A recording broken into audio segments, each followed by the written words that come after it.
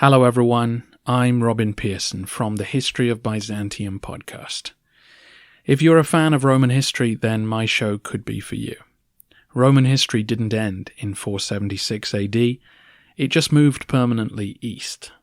Come with me to Constantinople and hear the amazing story of an empire that lasted for another 1,000 years. Go to thehistoryofbyzantium.com or wherever you get your podcasts. And for now, sit back and enjoy another episode of the history of Aotearoa, New Zealand.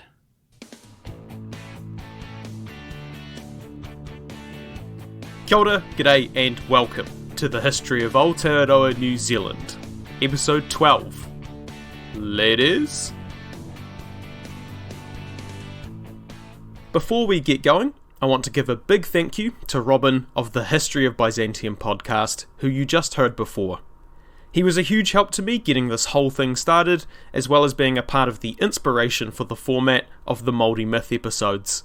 I highly recommend you check out his podcast. It's absolutely fantastic. He was also kind enough to let me pop into his own show, so for those of you who have come from there, haere mai, welcome. I hope you will enjoy learning about Aotearoa, New Zealand, but I should say that I do recommend you go back to the first episode and work your way up to here.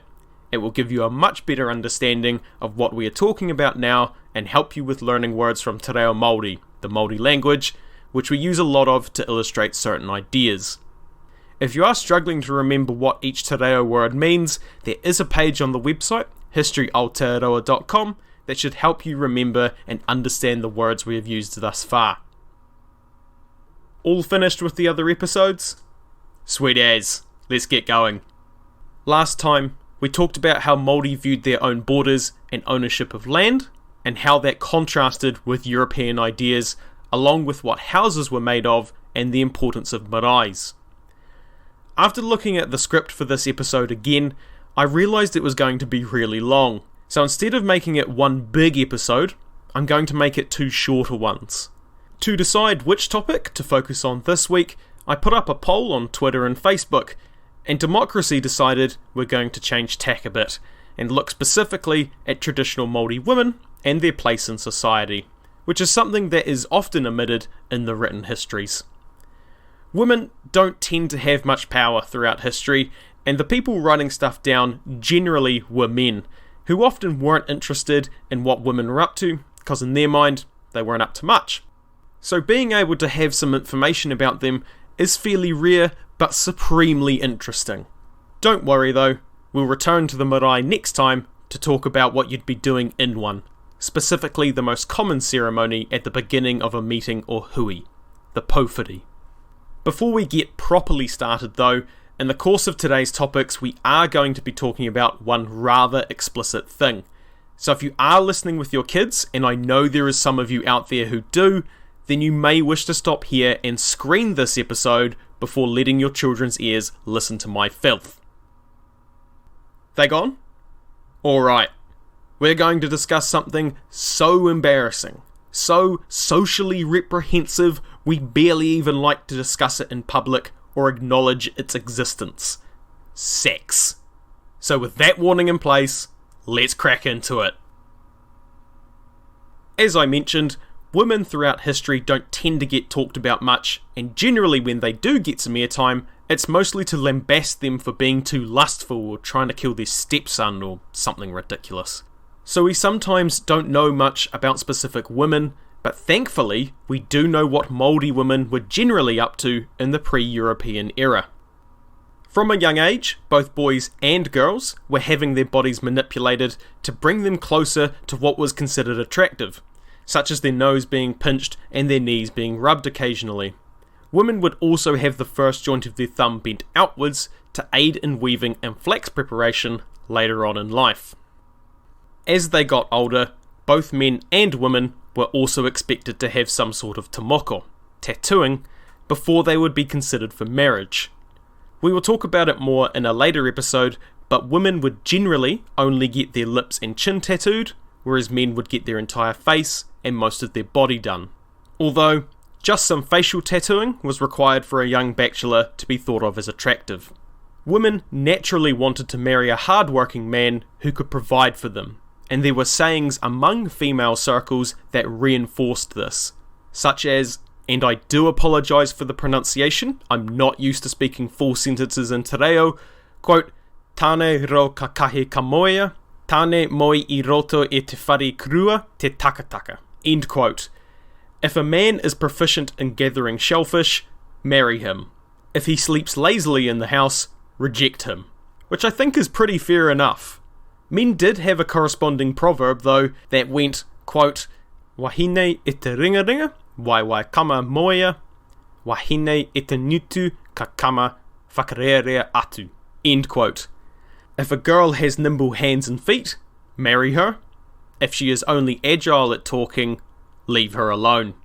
Now, this may sound harsh, but just remember, women were weaving clothes and mats for warmth. A man's survival relied just as much on a woman making him warm clothes as a woman relied on a man to get food. Anyway, the general gist is that men wanted women that could weave and prepare food for them, as well as being proficient at hospitality and dancing, although that was more important for rangatira, and women wanted a man who could provide food so they wouldn't starve. How do you get to the point of marriage, though? Well, we find that in areas like this, women actually had a lot of freedom. Women frequently initiated courtship, especially where the woman was of a higher rank than the man she was interested in. She could do this in a couple of different ways, such as by simply announcing her choice in public, or by making more discreet gestures like squeezing his hand or pinching his knee. Not sure how the last one is meant to be discreet though. It's not like you can just casually lean down and pinch someone's knee. I would have thought that would be rather obvious. In any case, that's what they apparently did to indicate attraction. So, what would they do with that attraction? Well, what anyone does when they meet an attractive person on Tinder. They get busy. In all seriousness, premarital sex was actually pretty common and well accepted for both sexes, except for the daughters of chiefs, as you might imagine. Many early explorers commented on the sexual freedom of young women, but a lot of reports that we get are also from European sailors who were often presented with women for their pleasure, which was usual and expected in Maori culture. In these same accounts, sailors quickly begin to realise that the removal or absence of any woman when receiving hospitality was an indication of an impending attack. Of course, sexual promiscuity in a hapu was limited by a few things such as whether the hapu was small, incest, and large differences in rank. The other thing to note from this as well is that even though Māori society was promiscuous, it didn't mean you could just go waving your John Thomas in the middle of the street. Exposure of the pubic region in particular was considered indecent. In fact, it was thought of as so indecent that there is an account of a woman being attacked whilst naked, and instead of covering her head, she covers her genitals. In terms of marriage, not all sex was equal though. Sex outside the house was just that, sex. But sex inside the house was more important and implied marriage. And if you wanted to marry a man who the hapu didn't approve of, well, just have someone catch you getting it on at his place. Although mutual attraction was something that was the foundation of a marriage, there was likely a bit of politics thrown in there too, with the heads of families also having some influence over who a woman could marry, especially if she was the daughter of a chief or similar high rank. If she was unwilling to marry her chosen suitor, then she may be confined to a pātaka until she agreed, which was not an uncommon punishment. Once a marriage was decided, there wasn't really a marriage ceremony as such, just the handing over of the bride from her male relatives to her new husband as his property, a tradition called pākuha. Given that a woman was seen as her husband's property, adultery was naturally a serious offence, often leading to war. It wasn't just as simple as catching them in the act though, you had to determine who was at fault. By that I mean, if they were found in the woman's whare, the man was considered the seducer and killed. If in the man's whare, she was killed for seducing him. Makes you wonder whether they had arguments over where they would have their next meeting, given one of them would be very clearly on the hook if they were ever caught. The interesting thing about this really severe punishment is that it was universally accepted as an appropriate punishment, and as such, utu was not often pursued in response to the execution. There were also some instances of the husband or wife that was crossed getting support from their hapu and attacking the hapu of the seducer, potentially eating them. It wasn't all grim though. For example, there was one report where a chief forgave his wife for cheating on him with a slave who was meant to guard her, as she was the one who instigated the affair. Had it been the other way around, the slave would likely have been executed and eaten. If adultery wasn't or couldn't be discovered through catching them in the act, the other way was to find out through omens, such as undercooked fish or catching a fish through the tail rather than its mouth. Although adultery was a serious crime, polygamy was also present, meaning men would commonly have more than one wife. We aren't totally sure if there was a limit to the amount of women a man could marry. Some say it was a max of 4, whereas others say there wasn't really a limit at all. Most chiefs are said to have had anywhere between 5 to 12 wives, with most men having at least 2 if they had the means to do so. A man didn't just marry a bunch of women with no structure to it though. One of the women would be the first or principal wife, called the wahine mātua, and would have all the privileges and responsibilities that would come with that position. One such privilege is if the union bore children, they would get precedence over children born from other wives when it came to rank and succession. The first wife would usually be of similar rank to her husband to preserve his mana, and because the marriage was usually for political reasons, such as allying two hapu together. For a chief, having more than one wife conferred a lot of prestige, and was a good way to show off your wealth by being able to indicate that you could feed and house everyone under one roof. This was enhanced if one or more of his wives was a noble and brought slaves, property, and alliances with her to her husband. What is interesting is that if a woman had rights to or owned any land, she would often continue to reside thereafter with her chiefly husband travelling to spend time with each woman in turn. It wasn't all sunshine and roses between the wives though, and there was often tension between them. When women were asked if they would prefer monogamy, they fairly predictably said yes, they would prefer to have a monogamous marriage.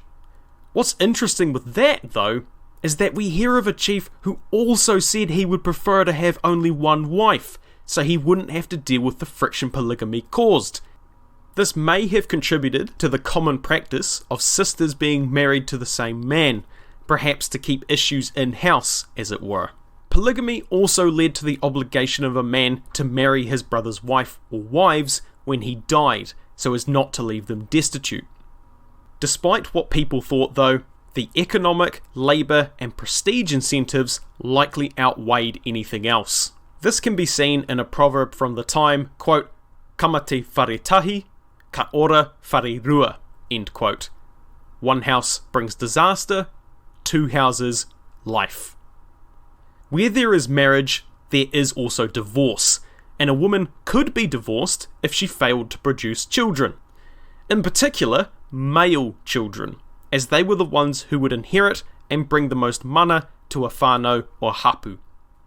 This was one of the areas where women got a bit shafted, because women were generally accepted as being the receptacle and bearer of a man's quote-unquote spirit, which came from the story of the god Tāne Mahuta and his wife.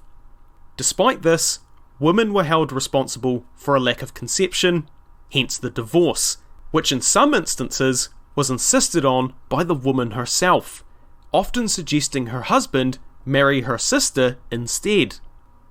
As a quick little side note, it seems that homosexuality for both males and females may have not only been common, but reasonably well accepted, which is present in other Pacific cultures as well. Women could also be offered up as part of a peace negotiation after war. Usually, it would be a high-ranking woman or the chief's daughter, which would boost the mana of the victorious chief. Women who were captured in battle were usually referred to as concubines, but they were well treated along with their children, despite their lower status. We have talked about the division of labour a little bit before, with men doing the more arduous and physical tasks, with women taking the more monotonous tasks. In saying that though, women did do some rather physical tasks, such as carrying logs for building houses or paddling waka when going to war. They wouldn't do this in the war canoes though, as they were highly decorated with carvings, and as we have already discussed, women are noa and carvings are very tapu, and those sorts of things don't really kind of mix. So instead, women would follow in their own canoes. What's funny about this is that it was also a woman's job to load a waka for travel, and apparently more than one chief did have difficulty loading his canoes due to a lack of women present. Like, come on fellas, harden up and do it yourself. Many jobs were even undertaken side by side, such as when planting, men would dig up soil with women following along with the seeds, or men fishing in waka as women collected shellfish on the shore. The only exception to that second one is pawa. Men dived for that because it is found a little bit deeper. Even though there was this division of labour, some tasks were performed by both sexes, such as foraging for plants, preparing dyes, and we even see men weaving baskets and cloaks, with some high-value cloaks having been made by men rather than women. This didn't necessarily swing the other way though, given women's noa status. So things like tomoko and carving, both very tapu professions as we have discussed, were unavailable to them. In short, young women weren't just childcarers and homemakers, they were expected to pull their weight in the community. As a woman got older, her responsibility would change to looking after the next generation. They would sing lullabies to the children that would detail their whakapapa, mythology, and other tribal history. Matters on tapu were also taught at a young age, again told in the form of stories, people receiving punishment for stepping on tapu ground, and things like that. As the child got older, independence and curiosity was regarded highly, with parents and grandparents sometimes not punishing their children as harshly so as not to discourage bravery and audacity, but mostly in males. Altruism with the tribe was also encouraged, with the education of children being the responsibility of the entire tribe, and children helping with chores when they were old enough. In the specific case of girls, they would have learned how to prepare a hangi, carry firewood, clear weeds, and prepare flax for weaving by about 9 or 10 years old. Training in weaving itself also began around 10, but this was with much more ritual and tapu. Mothers also spoke rather freely about menstruation and the tapu involved as well. For example, women could not prepare a hangi if menstruating, as the food would not cook properly. Another way of teaching cultural norms was through games, haka, and poi, which was a traditional form of Maori dance which involved spinning weights held by a rope, which is still practiced today. So, after all that, I bet there are some of you jumping up and down wondering if women could become chiefs, given I have exclusively referred to rangatira and ariki as being males. Well, I do have to disappoint you a little, as although it was not unheard of for a woman of high rank to become a chief, it was fairly rare. Usually, if the firstborn was a girl, she would be afforded much more respect than if she was born further down the line, and as such, she would be referred to as Ariki Tapairu, or perhaps just Tapairu, chief by association, with her oldest brother assuming the actual chieftainship. But as we have discussed, women could rise to some prominence, such as the late Māori Queen, and depending on how you view things, traditional Māori women did have a lot of freedoms that their European counterparts may have not.